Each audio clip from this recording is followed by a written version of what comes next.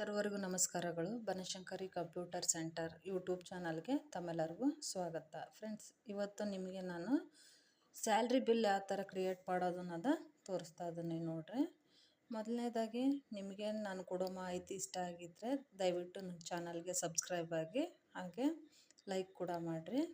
Bell icon ಒತ್ತಿದರೆ ಮೊದಲು ನಾನು ಅಪ್ಲೋಡ್ ಮಾಡೋ ವಿಡಿಯೋಗಳೆಲ್ಲ ಫಸ್ಟು ನೀವೇ ನೋಡ್ಬೋದು.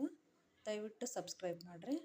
ಫ್ರೆಂಡ್ಸ್, ಈಗ ಸ್ಯಾಲ್ರಿ ಬಿಲ್ ಸ್ಟಾರ್ಟ್ ಮಾಡೋಣ.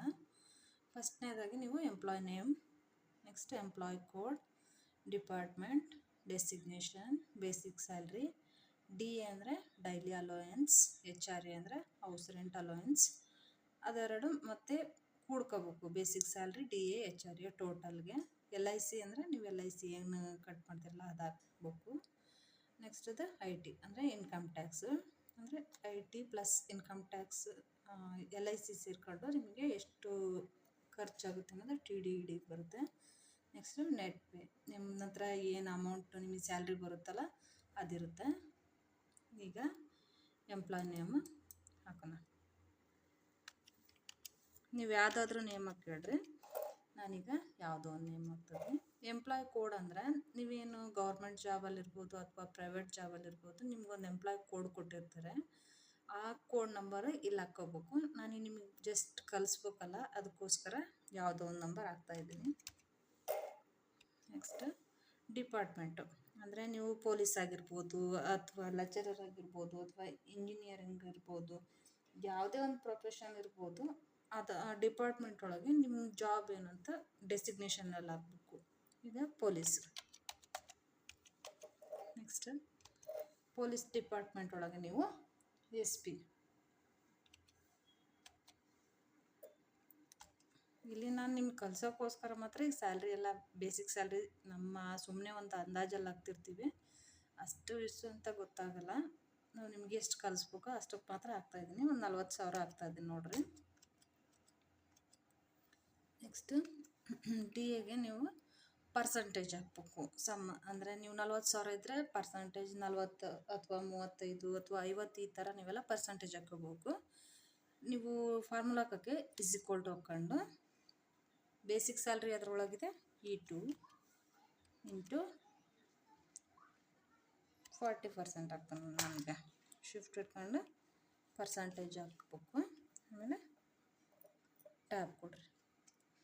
16,000 ರೂಪಾಯಿ ಆಯಿತು. ಈಗ ಹೌಸ್ ರೆಂಟ್ಗೆ = ಹಾಕಿ E2 ಅಂದರೆ ಬೇಸಿಕ್ ಸ್ಯಾಲ್ರಿ ಒಳಗೆ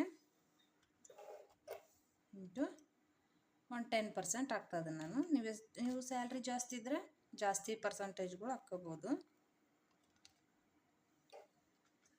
ನೆಕ್ಸ್ಟು ಇವು ಟೋಟಲ್ಲು 3 ಕೂಡ್ಕೋಬೇಕು. Basic salary plus D A plus H R A = E2 plus F2 plus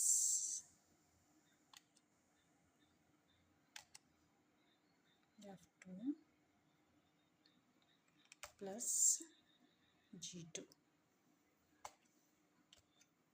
ಈಗ ಟ್ಯಾಬ್ ಕೊಟ್ಟರೆ 60,000 ಬಂತು ಟೋಟಲ್ಲು. ನಿಮ್ಮ ಸ್ಯಾಲ್ರಿ ಎಷ್ಟು? 60,000. ನೆಕ್ಸ್ಟ್ ಎಲ್ ಐ ಸಿನೂ ನೀವೇ ಹಾಕ್ಬೇಕು. ನೆಕ್ಸ್ಟ್ ಐ ಟಿನೂ ನೀವೇ ಹಾಕ್ಬೇಕು.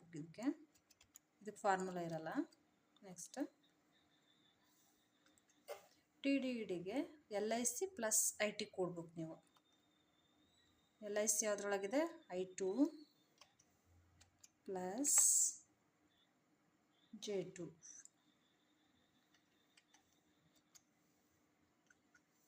ನೆಕ್ಸ್ಟ್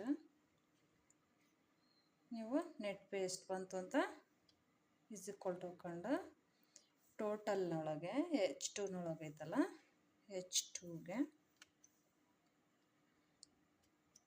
ಮೈನಸ್ ನಿಮ್ದೇನಿದೆಲ್ಲ ಟಿ ಡಿ ಇ ಡಿ. ಇದು ನಿಮಗೆ ಅಮೌಂಟು ಸಿಗಲ್ಲ. ಇದು ಐ ಟಿದು ಅಥವಾ ಎಲ್ ಐ ಸಿದು ನಿಮಗೆ ಏನಾದರೂ ಅಪಘಾತಗಳು ಸಂಭವಿಸಿದರೆ ಅಥವಾ ಏನಾದರೂ ನಿಮಗೆ ಆಕಸ್ಮಿಕವಾಗಿ ಮರಣಗಳಾದ್ರೆ ಮಾತ್ರ ಎಲ್ ಐ ಸಿ ದುಡ್ಡು ಬರುತ್ತೆ, ಇಲ್ಲಾಂದರೆ ಅದು ಕಟ್ಟಾಗುತ್ತೆ. ನೆಕ್ಸ್ಟ್ K2 ಟೋಟಲಾಗಿ ನಿಮ್ಮ ಹತ್ರ ನೆಟ್ ಪೇ ಎಷ್ಟಾಗುತ್ತೆ? 52,500 ರೂಪಾಯಿ ಆಗುತ್ತೆ. Thank you.